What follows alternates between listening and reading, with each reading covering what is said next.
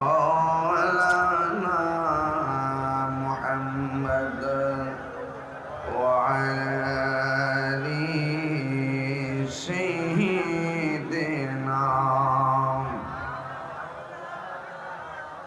صلاة يا رسول الله عليكم سلام يا حبيب الله عليكم صلاة يا عليكم سلام يا حبيب الله जलवागर हो जलवाए नूरे खुदा जलवागर हो नूर मुहम्मद मुस्तफा मरहबा या मरहबा या मरहबा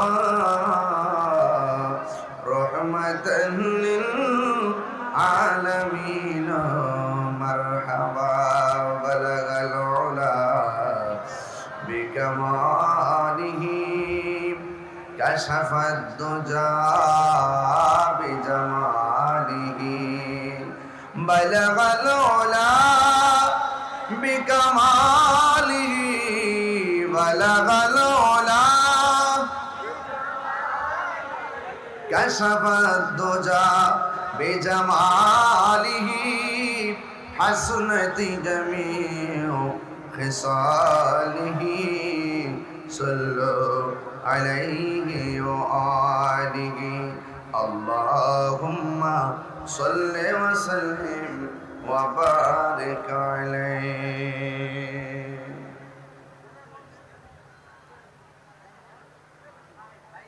उपस्थित রাজাপুরা ইসলামী আলিফ ইসলামী এতিমখানার রাজাপুরা দরবার শরীফ কর্তৃক আয়োজিত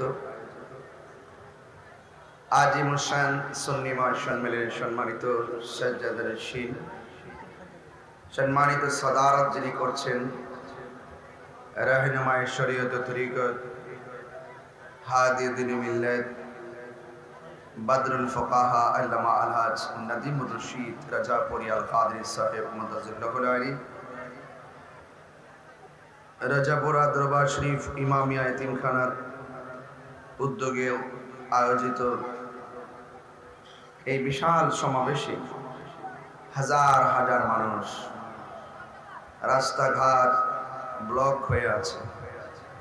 অনেক মানুষ আপনারা আজকে আলোচনা শোনার জন্য মাগরিবের পর থেকে অধীর আগ্রহে বসে আছেন। শুকরিয়া দান সকলে পড়ুন আলহামদুলিল্লাহ। লাখ কোটি দরুদ ও সালাম ওই নবীর নূরানি কদম মোবারকে যিনি হায়াতুন নবী, নূর নবী, গায়বের খবর দেনেওয়ালা হুজুর নূর সাল্লাল্লাহু আলাইহি ওয়াসাল্লামের উম্মত হিসাবে আল্লাহ পাক আমাদের সকলকে কবুল করেছেন। এই জন্য শুকরিয়া দান আবারও করি আলহামদুলিল্লাহ। এই মাহফিল প্রতি বছর অনুষ্ঠিত হয়। অনেক মাহের আলেম এই মাহফিলে আসেন।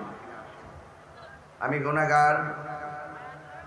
এই মাহফিলে একটি ভালোবাসা, একটি আন্তরিকতা হৃদয় স্থাপন করে রাজাপুরা দরবার শরীফের প্রতি আমার হৃদ্যতা আন্তরিকতাই বারবার আপনাদের এলাকায় আল্লাহ আমাকে কবুল করেন। আমিও সেই সালামতে আসছি। সবাই জবানটা খুলে কোন আলহামদুলিল্লাহ। একদম নীরব থাকা লাগবে। আরেকটু শুনতে দিই, আরেকটু মাইকের সামনে একটু বেশি। আজকের বর্তমান যে বাংলাদেশের ক্রান্তিকাল, আমি আপনাদের কাছে একটি প্রশ্ন রাখতে চাই। আপনারা বলুন, এই দেশে ইসলাম এনেছেন কারা? আর জোরে বলুন, আউলিয়ায়ে কেরাম। আমার মাথায় ব্যথা হয়েছে, ব্যথা হলে ব্যথার ওষুধ সেবন করব, তাই বলে আমি তো মাথা ব্যথার জন্য গলা কেটে ফেলতে পারি না। যদি কোনো একান্তই কোনো মাজারে যদি শরীয়ত বহির্ভূত কাজ হয়, যে ব্যক্তি মাজারের শরীয়ত বহির্ভূত কাজ করবে তাকে গাছের মধ্যে বেঁধে রাখবেন। যিনি শরীয়ত বহির্ভূত কাজ করলো তাকে আপনি কিছু না বলে আপনি যাচ্ছেন মাজার ভাঙতে, তার মানে বোঝা গেল আপনার মতলব খারাপ। সিন্নি খাইলেন কার দ্বারা, মোল্লা ছিলেন না। এই দেশে ইসলাম এনেছেন আল্লাহর ওলিগণ। যারা ওলি আল্লাহর মাজারে লাথি মেরে ভাঙ্গার চেষ্টা করেছেন তাড়াতাড়ি তওবা করেন। যে মাজারগুলো ভাঙ্গা হয়েছে, অন্তর্বর্তীকালীন সরকার রাষ্ট্রীয়ভাবে সেই মাজারগুলো আবার মেরামত করে দেন। এতে দেশের লাভ হবে, দশের লাভ হবে, নিজেরও লাভ হবে। কথাগণ ঠিক কিনা? যারা ভেঙ্গেছে তারা যদি তওবা না করে, মান আদালি ওয়ালিয়ান ফাকাদ আযানতুহু বিল হারবে, যারা ওলি আল্লাহর সঙ্গে গাদ্দারি করবে, দুশমনি করবেন, আল্লাহ পাক তাদের বিরুদ্ধে ডাইরেক্ট যুদ্ধের ঘোষণা দিয়েছে। আমাদের কিছু করতে হবে না, আল্লাহর পক্ষ থেকে ফয়সালা হয়ে যাবে। এই জন্য ওলি আল্লাহ মাজার যারা ভাঙতে যায়, এরা ইবনু আব্দুল ওয়াহাব নজদির অনুশাসন এই দেশে কায়েম করতে চায়। 360 আউলিয়ার উত্তরসূরি যারা, ওলি আল্লাহকে মহব্বত করে যারা, এরকম পাগল বাংলাদেশে আছে না নাই? ওরা মাজার ভেঙে চাচ্ছে দেশে সাম্প্রদায়িক দাঙ্গা লাগানোর জন্য, সুন্নিদেরকে হয়রানি করার জন্য। আমরা এই চালাকি বুঝে গিয়েছি, এই জন্য আমরা চোখে দেখি তারকাগুলো সৃষ্টি করেছেন। ওয়ালাকাদ যায়্যান্না সামা আদ-দুনিয়া বিমাসাবিহ। আল্লাহ পাক এই তারকাগুলোর ভিতরে এমন কিছু তারকা বানায় রাখছেন, আলোকোজ্জ্বল তারকা বানিয়ে রাখছেন, যে তারকাগুলো দিয়ে দুনিয়ার জমিনে যে দুশ্মন আছে, শয়তান আছে, এই শয়তানদেরকে ওই তারকা দিয়ে শিকার করা হয়। আল্লাহু আকবার বলেন। আকাশের তারকা কখনো উঠে কখনো ডুবে যায়, আকাশের চাঁদ কখনো উঠে কখনো ডুবে যায়, আকাশের সূর্য কখনো উঠে কখনো ডুবে যায়। কিন্তু আপনি মনে রাখবেন, আল্লাহ আসমান সাজাইছে তারকা দিয়ে, জমিনটা কি দিয়ে সাজাইছে সেটা আপনাকে জানতে হবে। এই জমিনটা আল্লাহ সাজাইছে ওই সমস্ত তারকা দিয়া যারা 1 সেকেন্ডের জন্য হারায় না। বলেন না সুবহানাল্লাহ। 1 সেকেন্ডের জন্য হারায় না। ওই তারকা সমূহের মধ্যে একটি তারকা হযরত গাউসুল আজম আব্দুল কাদের জিলানী, হযরত খাজা গরিবে নওয়াজ মুঈনুদ্দিন চিশতি, হযরত বাহাউদ্দিন নকশবন্দি, মুজাদ্দিদ আল-ফিসানি was born 1649 before the birth of Christ, Sirhindi of Punjab। আরেকটি হলো মুজাদ্দিদ আল-ফিসানি। চিৎকার মেরে বলুন না সুবহানাল্লাহ। এই জন্য এই তারকাগুলো জমিনে থাকা অবস্থায় যেমন স্মরণীয়, জমিনের নিচে বেহেশতের বাগানে শুয়ে আছেন, এখনো 750 বছর পরে শাহজালাল আমাদের হৃদয়ে আছে না নাই? খাজা গরিবে নওয়াজ আছে না নাই? গোলাপ শাহ আছে না নাই? গরিবুল্লাহ শাহ আছে না নাই? মিসকিন শাহ আছে না নাই? বাহাউদ্দিন নকশবন্দি আছে না নাই? আমানত শাহ আছে না নাই? শেরে বাংলা আছে না নাই? শালি বুগদাদি আছে না নাই? শাহপুরান আছে না নাই? কিয়ামত পর্যন্ত ওই প্রেমিক, ওই আশিক, ওই আল্লাহর ওলিগণ আশিকদের হৃদয়ে থাকবে, তাদেরকে 1 সেকেন্ডের জন্য কেউ দাবিয়ে রাখতে বা হারাতে পারবে না।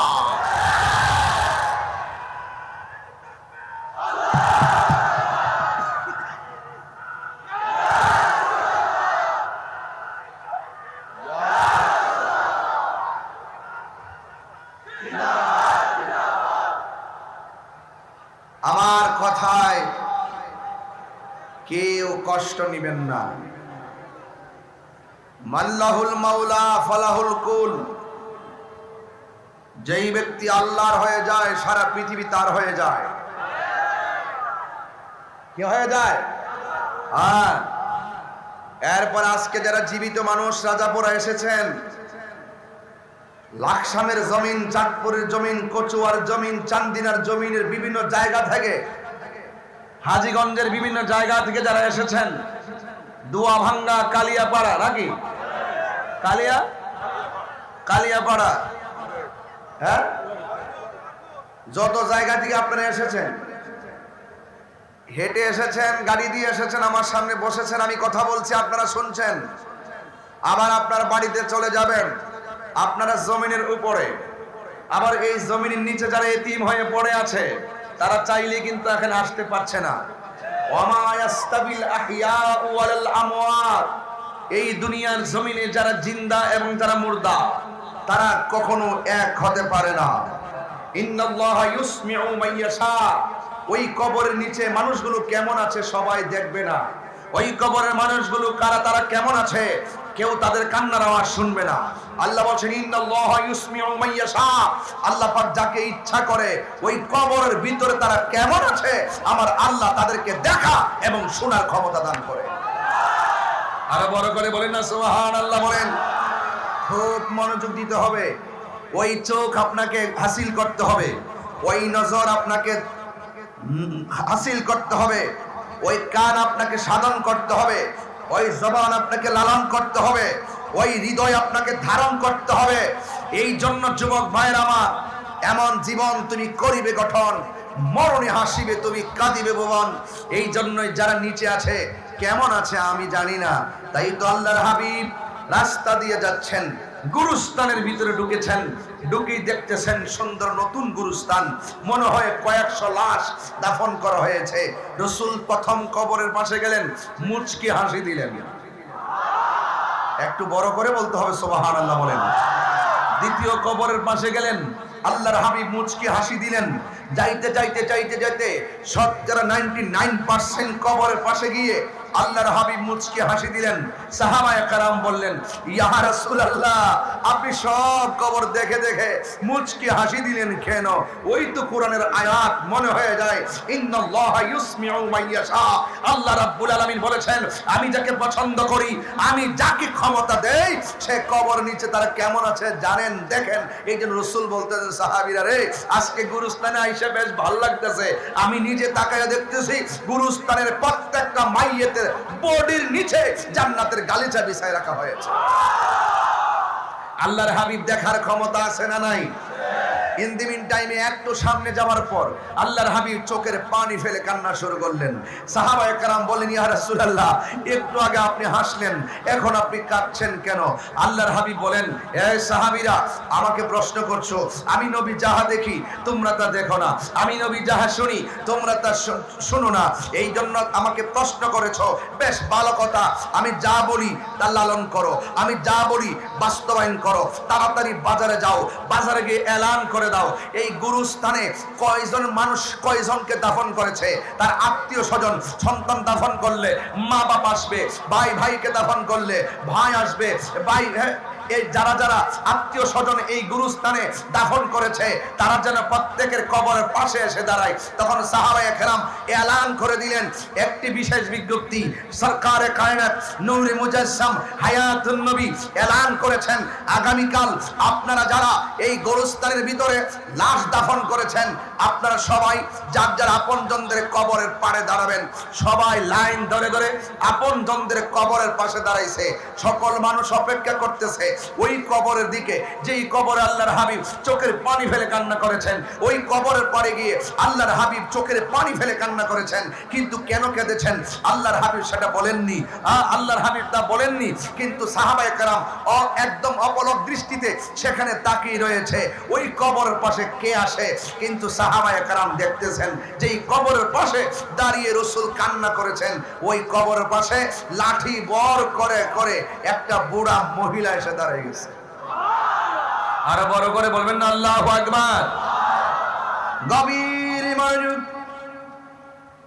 একদম গভীর মনোযোগ। ডান বাম টক করা যাবে না, দুনিয়াবি কোন ধরনের চিন্তা চেতনা মাথার মধ্যে ধারণ করা যাবে না। আল্লাহর হাবিব বলেছেন, সাহাবায়ে কেরাম তোমরা যাও বাজারের মধ্যে গিয়ে ঘোষণা করে দাও আপনজনরা সবাই যেন কবরের মধ্যে আসে। আল্লাহর হাবিব অর্ডার করেছেন, যারা নবীকে ভালোবাসে ওরা নবীর অর্ডার কোনদিন অমান্য করতে পারে না। সব মানুষ তাকিয়ে আছে।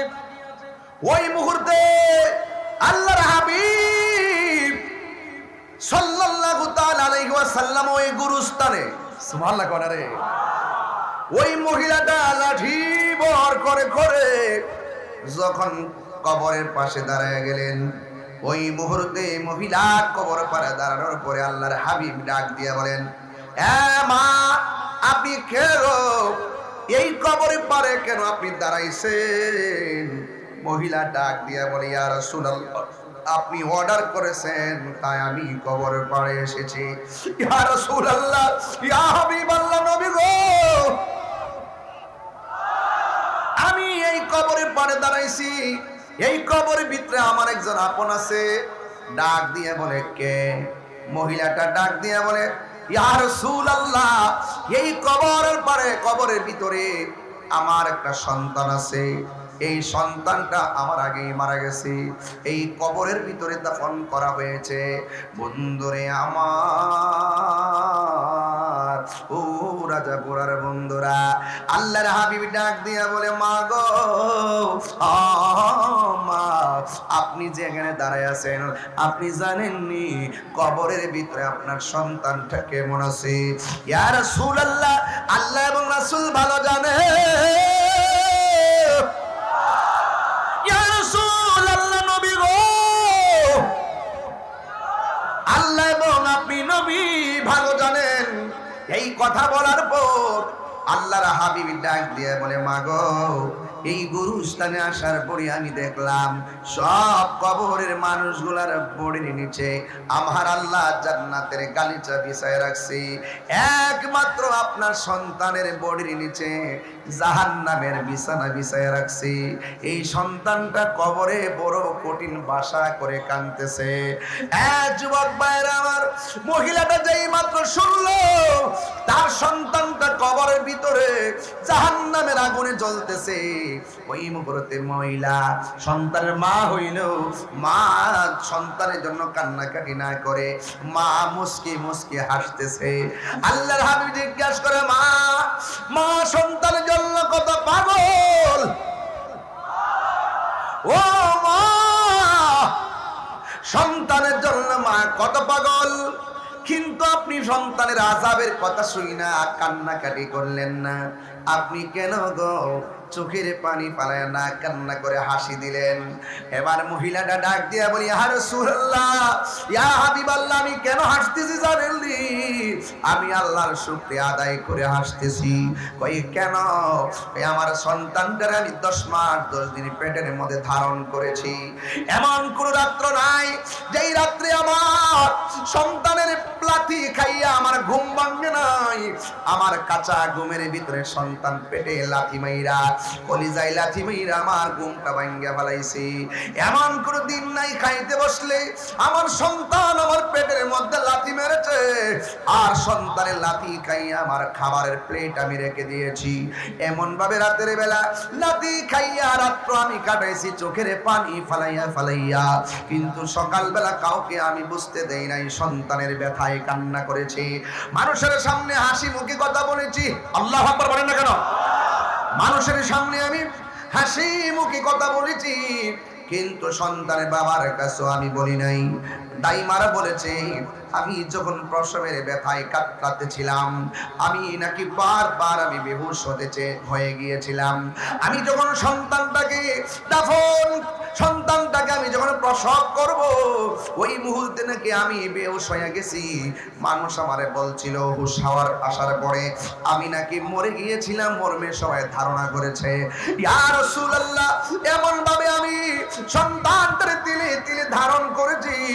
ও ইয়া রাসূলুল্লাহ, নবী গো, ও মায়ার নবী, দয়ার নবী, আমি তখন সন্তানটাকে আমি তিলে তিলে লালন পালন করে দুগ্ধ পান করাইছি। এমন ভাবে দুগ্ধ পান করাইয়া আমি তারে কত কষ্ট করেছি। এমন এমন মনের ভিতরে আমি ধারণা নিয়েছি, আমার সন্তানের জন্য যদি আমার কিডনি দিতে হয় আমি কিডনি দিয়ে দিব। আল্লাহু আকবার বলেন। এমন চিন্তা চেতনা নিয়ে আমার সন্তানটাকে আমি লালন পালন করেছি।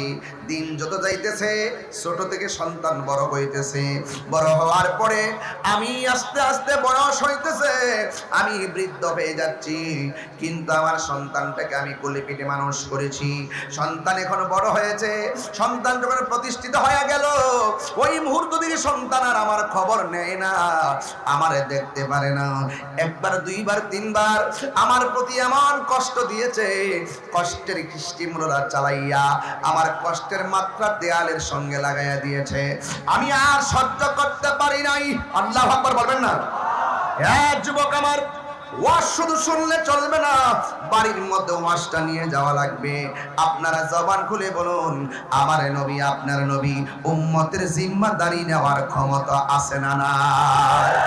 আমার নবী আপনার নবী উম্মত যখন মুসিবতে পড়ে যাবে, আমার নবী আপনার নবী উম্মতকে শাফাআত করে তরায়া নেওয়ার ক্ষমতা আছে না নাই? তুমি জীবন তুমি মরণ, আধার ঘরে তুমি আপন, তুমি জীবন তুমি মরণ, আধার ঘরে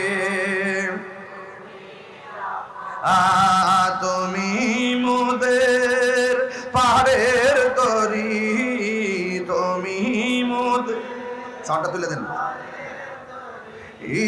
তুমি নিদান তোরানে ওয়ালা ইয়া রাসূলুল্লাহ ইয়া হাবিবাল্লাহ ইয়া রাসূলুল্লাহ ইয়া হাবিবাল্লাহ ইয়া রাসূলুল্লাহ,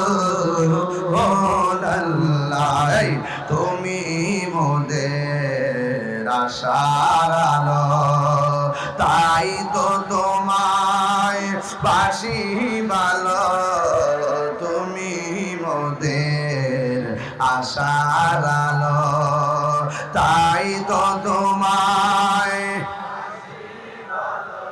আর হৃদয় নামের ফুল দানিতে, হৃদয় গেতে রেখেছি প্রেমের মালা, ইয়া রাসূলুল্লাহ ইয়া হাবিবাল্লাহ ইয়া রাসূলুল্লাহ ইয়া হাবিবাল্লাহ ইয়া রাসূলুল্লাহ। জোরে জোরে কি আল্লাহু আকবার বলা যাবে না? আল্লাহর হাবিব বলে, মা ও মাগো আপনি হাসেন, অথচ আমি নবী দেখতেছি সন্তানে জাহান্নামের বিছানায় গড়াইতেছি। এমন ভাবে কান্নার আওয়াজ করতেছে, ডানে আওয়াজ যাচ্ছে, বামে আওয়াজ যাচ্ছে, মাসিক থেকে মাগরিব, সীমান্ত থেকে জুনুব, মানুষ এবং জিন ছাড়া সব প্রাণীগুলো তার কান্নার আওয়াজে অস্থির হয়ে গেছে। আপনি হাসলেন কেন? মহিলাটা ডাক দিয়া কই, নবী গো, আমার পোলা মানে কষ্ট দিদি দিতে এমন জ্বালান জ্বালাইছে, হাসতে হাসতে কষ্ট দেয়, অবহেলা করতে করতে আমার কষ্টের মাত্রা দেয়ালের সঙ্গে পিঠ ঠেকাই দিছে।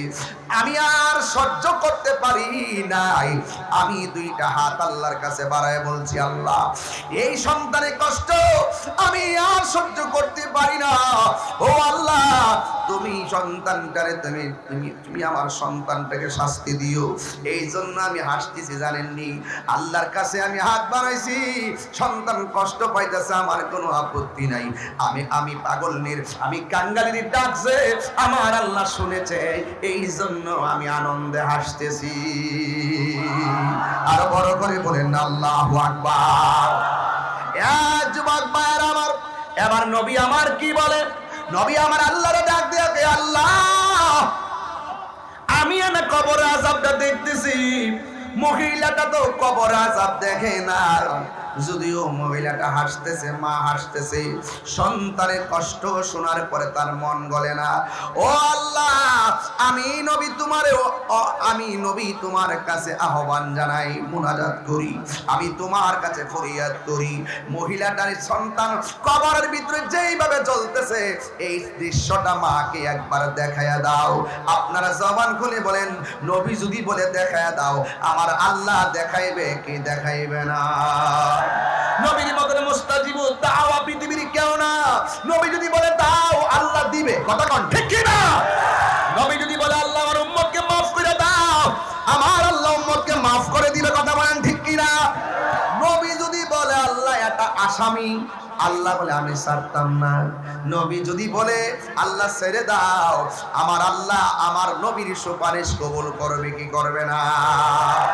শাফাআতি লিআহলিল কাবাইর মিন উম্মতি, আমার নবী উম্মতের জন্য সুপারিশ করে নেওয়ালা। ও বন্ধুরে, ও যুবকের দল, কি ভাষায় ওয়াজটা বোঝায় যাব? ইন দি মিন টাইমে আমার নবী আপনার নবী আল্লাহর ডাক দিয়া বলে, আল্লাহ মেহেরবানি করে সন্তানটা কবরে কেমন ভাবে আযাবে জ্বলতেছে, মেহেরবানি করে তুমি একটু দেখায়া দাও। আমার নবী বলতে দেরি, কবরের ছানি বেদ কইরা আমার আল্লাহ ওই মহিলাটার সামনে সন্তানের আযাবটা তুলে ধরলেন।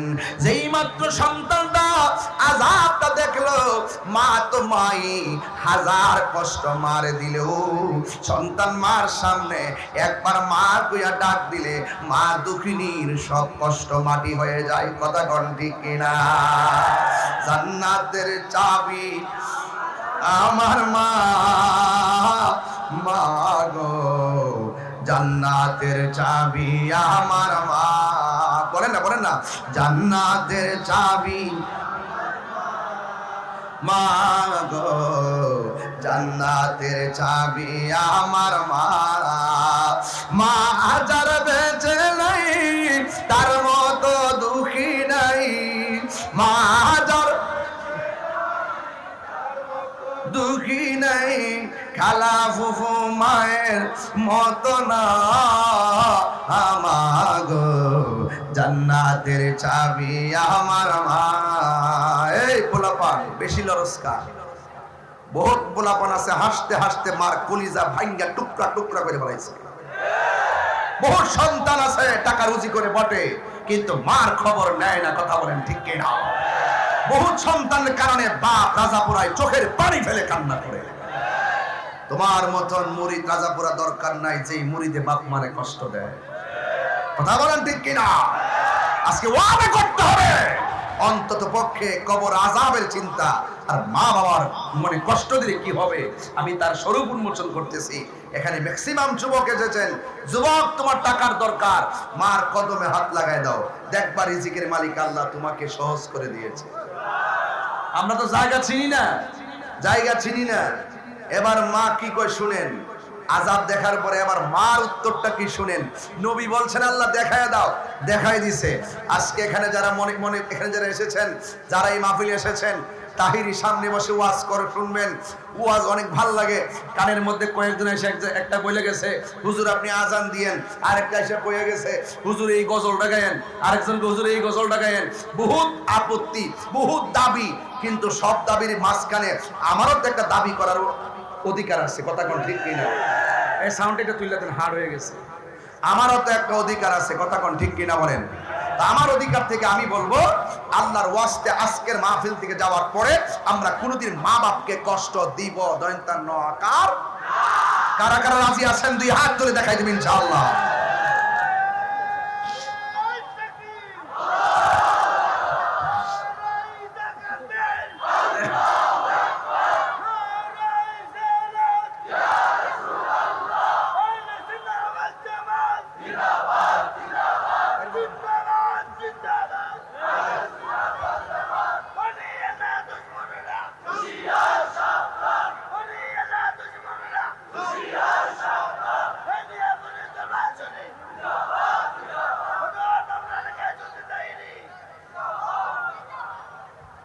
এখন আমার কথা কি সবাই রাগ করতেছেন?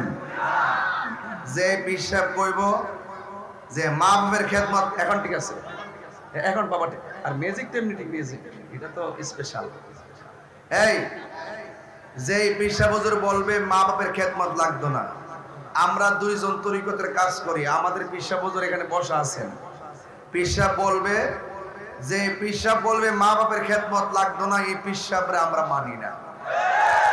এটা রাজাপুরার শিক্ষা, কথা বলেন ঠিক কিনা? আরো জোরে বলেন ঠিক কিনা? আপনারা সবাই মা বাবার খেদমত করবেন তো ইনশাল্লাহ? করবেন তো ইনশাল্লাহ? এই জন্য আমি বলেছি, ঠিক আছে, মা বাবার মনে কষ্ট দিলে কবরে আযাব আছে না নাই? এখন আপনারা জবান খুলে বলেন, মা বাবার মনে কষ্ট দিবেন আর আল্লাহর সঙ্গে নাফরমানি করবেন, কবরে আযাব কি সত্য না মিথ্যা? আরো জোরে কোন সত্য না মিথ্যা? একমাত্র কাফেররা কবরে আযাব আছে, আখিরাত আছে বিশ্বাস করে না। আমরা মুসলমান, আমরা বিশ্বাস করি কবরের আযাব সত্য, হাশরের ময়দানের হিসাব সত্য। এই জন্য আমরা ইমানদার, কথা বলেন ঠিক কিনা? এই জন্য আমার সম্মাকে কষ্ট দিবেন না। আপনার জীবনে যদি কোনো গুনাহ কইরা ফেলান, আল্লাহর কাছে তওবা করতেছেন কিন্তু আপনার গুনাহ মাফ হয়েছে কিনা জানেন না, শেষ পর্যন্ত আপনার মায়ের কাছে গিয়ে বলবেন আম্মা গো, আল্লাহর কাছে বলেন না আমাকে যদি আল্লাহ ক্ষমা করে দেয়। হাদিস শরীফের মধ্যে এসেছে মায়ের দুয়ার মাঝখানে কোনো পর্দা থাকে না, ডাইরেক্ট কবুল করেন একজন, জবান খুলে বলুন তিনি কে? মার গুরুত্ব বুঝাইতে যাই আমি একটু বুঝাইতেছি, শুনেন। আতা ইবনে ইয়াসারিন আর ইবনে আব্বাস রাদিয়াল্লাহু তাআলা, হযরত ইবনে আব্বাস রাদিয়াল্লাহু তাআলা আনহু থেকে বর্ণিত, আন্নাহু আতাহু রাজুলুন, এক ব্যক্তি আসলেন হযরত ইবনে আব্বাস রাদিয়াল্লাহু তাআলা আনহুর কাছে, এসে ফাকালা, এরপর এসে বললেন, ইন্নী খাতাবতু ইমরাআতান, আমি একটা মেয়েকে বিয়ের প্রস্তাব দিয়েছি। কাকে দিয়েছেন? আমি একটা মেয়েকে বিয়ের প্রস্তাব দিয়েছি। আমি যখন মেয়েটাকে বিয়ের প্রস্তাব দিয়েছি, মেয়েটা আমার বিয়ের প্রস্তাবটাকে প্রত্যাখ্যান করলেন। ওয়া খাতাবাহা গায়রি, আমার প্রস্তাবের পরেই আরেকটা ছেলে এসে মেয়েটাকে বিয়ের প্রস্তাব দিয়েছে।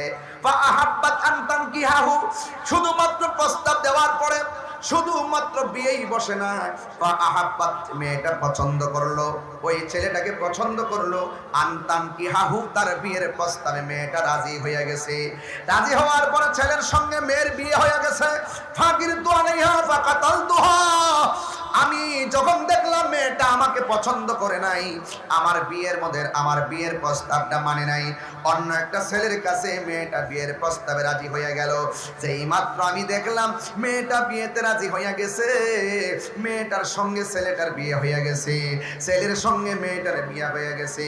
ফাকিরতু আলাইহা ফাকাতালতুহা, আমি এটা সহ্য করতে পারি নাই, আমি নিজের হাত দিয়া মেয়েটারে হত্যা করে ফেলাইছি। চিৎকার মেরে কি নাউজুবিল্লাহ বলা যাবে না? মানুষ হত্যা করা যাবে?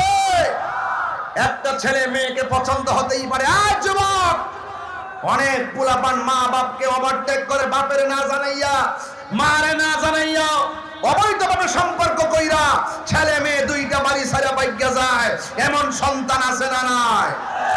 আরে জোরে আছে না নাই? মনে রাখবা, হারাম রিলেশনের ভিতরে আরাম নাই, কথা বলেন ঠিক কিনা? আপনি যতই কাহিনী করেন, আমার নয়ন লাগছে, তোমার চোখটা আমার গোড়া চোখ, আমার চোখটা তোমার কপালের গোড়া লাগাই দেহ কেমন? মা কয় কালা, ছেলে কয় বালা। খবরদার, ভালো মন্দ পরে। আপনি মেয়ে পছন্দ হয়েছে, আপনার মাকে আপনি বলুন, আপনার মা আপনাকে ওই মেয়েকে প্রয়োজনে দেখবে। দেখার পরে যদি ছেলে মেয়েটার সঙ্গে আপনার বিয়ে না হয়, আপনি রাত্রেবেলা বলবেন, আল্লাহ তুমি যা করো ভালোর জন্যই করো, বুঝতে পেরেছি, আমিও হয়তো বিয়ের প্রস্তাব দিয়েছি, মেয়েটা আরেক জায়গায় বিয়ে হয়ে গেছে, হয়তো বা সেই মেয়েটা আমার নসিবে নাই। কিসে নাই? নসিবে নাই। এখন যদি এই চিন্তা ভাবনা যদি আপনি না করেন, এখন যদি আপনি ঠাস করে যাইয়া গলার মধ্যে রশি লাগাইয়া, হ্যাঁ, যদি আপনি আত্মহত্যা কইরাই ফেলান, হ্যাঁ, এক রশির মধ্যে দুইজন আসেনি, এই দিক দিয়ে একজন, এই দিক দিয়ে একজন, লাগার আগে ডাইলের মধ্যে বইয়া কত কথা কয়, তোমার আমি ভালোবাসি, তোমাকে আমি অনেক ভালোবাসি, তোমাকে ছাড়া আমি বাঁচবো না, দুইজন দুই রশির মধ্যে লাগাইয়া, তো প্লিজ তুমি কথা দাও পরকালে তুমি আমার সঙ্গে থাকবে। মাগার যখন এই কথা বইলা বইলা কি রোমান্টিক আলোচনা, হুট করে দুইজন দুই রশির মাথায় যখন লাগিয়া জায়গা, তখন একটা একটা আব্বা বাঁচাও, একটার একটা মেয়ে ছেলের আব্বা বাঁচাও, আব্বা বাঁচাও, আব্বা বাঁচাও। এই কথা বলেন না, ঠিক কিনা বলেন? তখন আর প্রেম থাকে না, আগুনে হাত দিলে রোমান্টিকতা থাকে না। দুই রশির মধ্যে যখন ফাঁসিতে ঝুলাইয়া যায়, জীবনে যদি মানুষের ঘর হয়ে থাকো, জীবনে আত্মহত্যা করবেন না। আত্মহত্যা মহাপাপ। আজকে সুইসাইড বেড়ে গেছে, পরকীয়া বেড়ে গিয়েছে এবং অবৈধ সম্পর্ক বেড়ে গিয়েছে। এই জন্য সমাজের মধ্যে অশান্তি দেখা দিয়েছে। কি কাজ করবো? এই যে দেখেন কি বলে শোনেন, বলতেছে কি, আমি এমন রাগ হয়ে গেছি, আমি মেয়েটাকে নিজ হাতে হত্যা করে ফেলেছি। আমার কি তওবার কোনো দরজা খোলা আছে? ছেলেটা ডাক দিয়ে কয়, হে ইবনে আব্বাস, আমার কি তওবার কোনো দরজা খোলা আছে? যেখানে ইবনে আব্বাস কলা ইবনে আব্বাস, তিনি বললেন, উম্মুকা হাইয়াতুন, তোমার কি মা জিন্দা আছে? সুবহানাল্লাহ বলবেন না? তোমার কি মা জিন্দা আছে? তখন ছেলেটা বলতেছে, লা, না, আমার মা জিন্দা নাই। কলা ইবনে আব্বাস, ইবনে আব্বাস বলতেছেন, তুব ইলাল্লাহ, তুমি আল্লাহর কাছে তওবা করো, ওয়া তাকাররাবা ইলাইহি মাস্তাতা'তা, হয়তোবা এটার মাধ্যমে তুমি এই তোমার চেষ্টার মাধ্যমে, তওবার মাধ্যমে তুমি যদি তওবা করতে পারো, হয়তোবা তুমি আল্লাহর নিকটে নৈকট্য লাভ করতে পারবে। তার ফাজাহাবতু, ওই আতা ইবনে ইয়াসার বলতেছেন, আমি গিয়েছি, ফাসাআলতু ইবনে আব্বাস, আমি ইবনে আব্বাসকে প্রশ্ন করেছি, লামা সাআলতাহু আন হায়াতি উম্মিহি, হে ইবনে আব্বাস, ছেলেটা মেয়েটাকে পছন্দ করেছে, মেয়েটা প্রত্যাখ্যান করেছে, আরেকটা ছেলে প্রস্তাব করেছে, মেয়েটা রাজি হয়ে গেছে, এখন প্রথম ছেলে রাগান্বিত হয়ে মেয়েটাকে হত্যা করে ফেলেছে। আপনার কাছে আসছে তওবা করার রাস্তা আছে কিনা? আপনি তো বলতে পারেন তুবু ইলাল্লাহ, আল্লাহর কাছে তওবা করো, কিন্তু সেখানে আপনি এই কথা বলে তাকে কেন প্রশ্ন করেছেন? হ্যাঁ, ক্বালা উম্মুকা হাইয়াতুন, তোমার মা কি জিন্দা আছে? এই কথাটা কেন বললেন? লামা সাআলতাহু আন হায়াতি উম্মিহি, আপনি কেন বললেন তার মা বেঁচে আছে কিনা?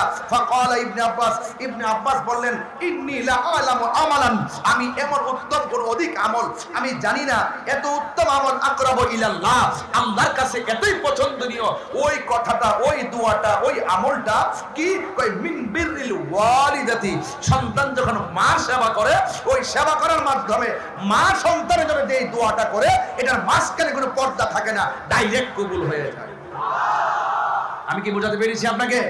আমি কি বোঝাতে পেরেছি? এবার যুবক ভাইয়ের আমার, এই কথাগুলো আপনাকে বাড়িতে নিয়ে যেতে হবে। তাইলে আপনি দেখেন, আপনি গুনাহ করেছেন, একটা মেয়েকে হত্যা করে ফেলেছেন, আর সাহাবী বলতেছেন, তুমি তোমার আম্মার কাছে যাও, আম্মার কাছে যাইয়া বলো। দেখেন কত বড় মায়ের জন্য, মার দোয়া আল্লাহ ফিরাইয়া দেয় না, মাঝখানে কোনো পর্দা থাকে না। কেন?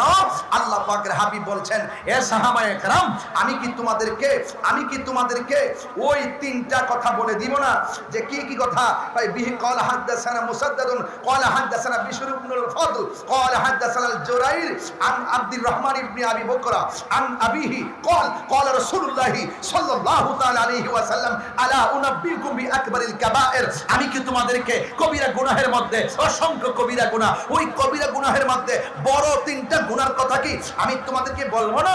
ক্বালু বালা, সাহাবায়ে কেরাম বললেন, ইয়া রাসূলুল্লাহ, হ্যাঁ অবশ্যই বলুন। এখানে ক্বালু নাম বলে নাই, ক্বালু বালা বলেছেন। হ্যাঁ অবশ্যই, আপনি যা বলবেন তাতে কোনো সন্দেহ নাই, আপনি যা শোনাবেন তাতে কোনো সন্দেহ নাই। এই জন্য সাহাবায়ে কেরাম ক্বালু নাম বলে নাই, ক্বালু বালা বলেছে। অবশ্যই আপনি বলুন। সাহাবায়ে কেরামের কথা শুনে আল্লাহর হাবিব বললেন, আল ইশরাকু বিল্লাহ, আল্লাহর সঙ্গে শরীক করা যাবে না। আরেকটা হলো ওয়া উকুকুল ওয়ালিদাইনে, মা বাবার সঙ্গে কোনো বেয়াদবি করা যাবে না। এখন আপনারা সিদ্ধান্ত নেন, আমরা কি মা বাবার মনে কষ্ট দিব? আরো জোরে কষ্ট দিব? মা বাবার মনে কষ্ট দিলে কি আল্লাহ পাওয়া যাবে, রাসূল পাওয়া যাবে?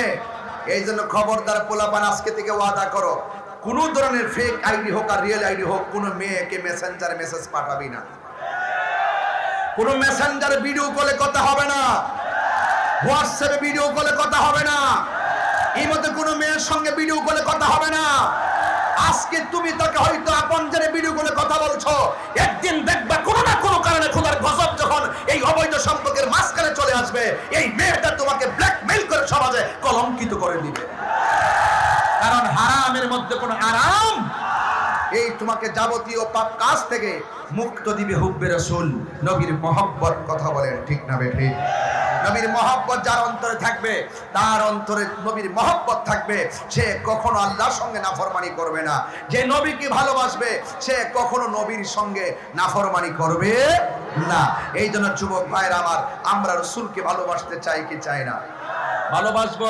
এই এলাকায় মা বোনরা যারা বাড়িতে আছেন, যদি আমার কথা কানে যায়, একটাবার খেয়াল করবেন, যদি প্রেমিকা হতে চান রাবিয়া বসরির মতন হন। রাবিয়া বসরির মতো হন। রাবিয়া বসরি তিনি খানায় কাবার উদ্দেশ্যে রওনা হয়েছে। এক কদম দেয়, তিন কদম দেয়, যখন তিনি বিরতি নেই সেখানে দাঁড়ায় তিনি নামাজ পড়ে। জোরে বলেন সুবহানাল্লাহ। এই নামাজ আমরা চাই কি চাই না? সেখানে গিয়েই তিনি নামাজ পড়েন। নামাজ পড়ার পরে অনেক দূরে কাবা, কিন্তু আল্লাহ বলছেন, এ কাবা আমার রাবিয়ার সামনে হাজির হয়ে যাও। রাবিয়ার চোখটা লাগার পরে দেখতেছেন কাবা এসে গেছে। রাবিয়া ডাক দিয়ে বলেন, হ্যাঁ কাবা, তুমি তো অনেক দূর, আমাকে তো হাঁটতে হবে অনেক দূর, তুমি এত কাছে চলে আসলে কেন? ভাই আল্লাহ অর্ডার করেছেন তাই চলে এসেছি। রাবিয়া বসরি বলে, তুমি চলে এসেছো, এখন একটা প্রমাণ পেয়েছি। কয় কি প্রমাণ? আল্লাহ বলেছেন বান্দা যদি আমার দিকে হেঁটে আসে আমি বান্দার দিকে দৌড়াইয়া যাই, সুতরাং আমি হেঁটে যাচ্ছি কাবার দিকে, কাবার মালিক তোমাকে আমার কাছে পাঠিয়ে দিয়েছে। আরো বড় করে বলেন না সুবহানাল্লাহ। তাইতে এক সাধক বলতেছে, রাবিয়া, ও রাবিয়া, তুমি আল্লাহর রহমতের দরজা যেভাবে প্রেম সাগরে লাভ দিছো, সবকিছু সব সাইরা যেমনি প্রেম সাগরে লাভ দিছো, আল্লাহর রহমতের দরজায় টুকা দিতে থাকো, একদিন না একদিন আল্লাহর রহমতের দরজা খুলবে। রাবিয়া একটা হাসি দিছেন, ও আল্লাহর রহমতের দরজায় দাঁড়াবো, এরপরে রহমতের দরজায় দরজা খোলার অপেক্ষা করব, আর আল্লাহ আমার জন্য দরজা খুলবে। খুলতে খুলতে 1 বছর যাবে, 2 বছর যাইতে পারে, মৃত্যু হয়ে যেতে পারে, এমন আছে রহমতের দরজা আর নাও খুলতে পারে। হয়তো এটা আপনি হয়তো ধারণ করেন, কিন্তু আমি রাবিয়া আপনাকে বলি শুনেন, দরজায় টুকা দিব আল্লাহর রহমতের দরজা খোলার জন্য। আর আমি রাবিয়া যদি বলি, দরজা যদি সব সময় রহমতের দরজা যদি আমার সামনে খোলাই থাকে, টুকা দেওয়ার কি দরকার? আর বড় করে বলে না সুবহানাল্লাহ। আমার মুর্শিদ নিল আমার মন কারিয়া, কেমন করে নিল এমন প্রেমে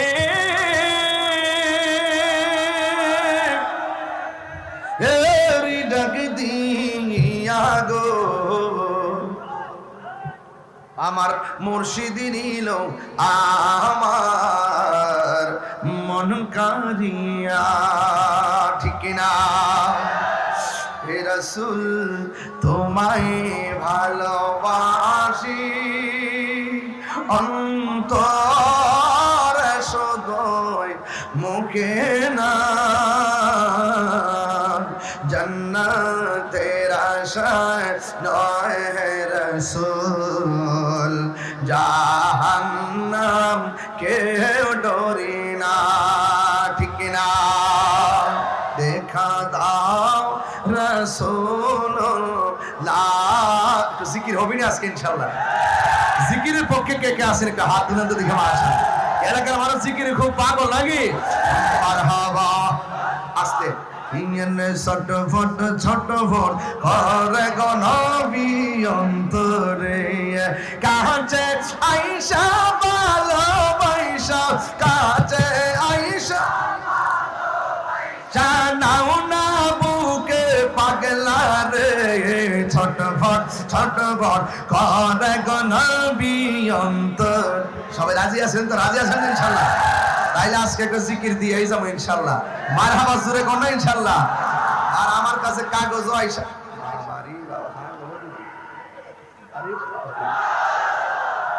গরম দিক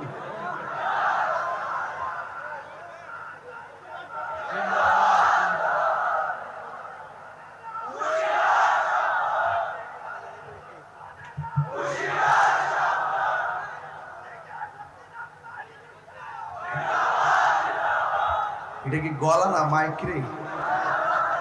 আল্লাহ গলার মধ্যে আরো বরকত দুক। এটা কি গায়ের জোর না ফ্রেমের জোর? আরো জোরে আল্লাহ নেক হায়াত দান করুক, আমিন কন্যা গেলে গে বলি আল্লাহর মাজার ভাঙ্গা এমন পাগল ফাঁসটা হারিব, বাইরে বাপ ডাইব। কথা কোন ঠিক না বেড়ে? গোলাপ স্যার মাজারে যায় কয়েকটা শিকল লয়ে আর হয়েছে পাগল নি। পাগল রিকো আমরা ওলি আল্লাহ দরবারে কইরা থাকি চাইলা যাবে আসে দে মানুষে খায়া খায়া বাচ্চা চলি এই গোলামের বুঝাইতে আমরা পেটে লাথি দিত পেটে লাথি দিত আইছে ওলি আল্লাহর উসিলে আমরা চলতাছি হ্যাঁ কথা কন ঠিক না বেডে এরপরে যায় একটু ঠান্ডা হইছে কথা কন ঠিক কি না একটু জিকির হইব না ইনশাআল্লাহ বাজান এখন সত্যি করে কোন আমি যে প্রায় 50 মিনিট কথা বললাম কয় মিনিট প্রায় 50 মিনিট কথা বললাম এক ধাসে শুরু থেকে শুরু করলাম আমি কি দলিলের বাইরে কোনো কথা বলছি প্রয়োজনের বাইরে কথা বলছি এই যে আমার হুজুর এখানে বসা আছেন আমি যে হাদিসটা পড়ছি হুজুর একদম হাদিসটা ডাইরেক্ট শুরু থেকে শেষ যে একটা মেসেজ দিয়ে গেছি এগুলা কি কোনো সাধারণভাবে বলা যায় এগুলো অন্তর থেকে বলছি বাজান এখানে আপনারা বলেন এখানে আছে রাজাপুরা ইমামিয়া এতিমখানা এই এতিমখানার মধ্যে অনেক ছাত্র আসেনি কতক্ষণ আসেনি রাসূল বলছেন যারা এতিমের মাথায় হাত বোলাইয়া দেয় ওই হাতের নিচে যতটা মাথার চুল থাকবে সেই পরিমাণ নেকি আল্লাহ পাক তারা দান করবে